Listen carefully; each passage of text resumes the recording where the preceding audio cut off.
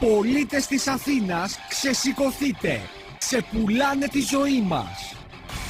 Όλοι μαζί λέμε όχι στην ιδιωτικοποίηση του νερού!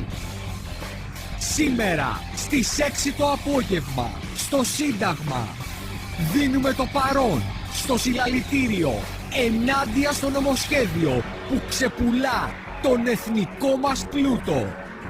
Παιδεία, υγεία, ρεύμα και νερό δεν είναι εμπορεύματα. Είναι αγαθό. Σήμερα στις 6 το απόγευμα όλοι μαζί ενωμένοι στο Σύνταγμα για να σταματήσουμε το νομοσχέδιο της ντροπής.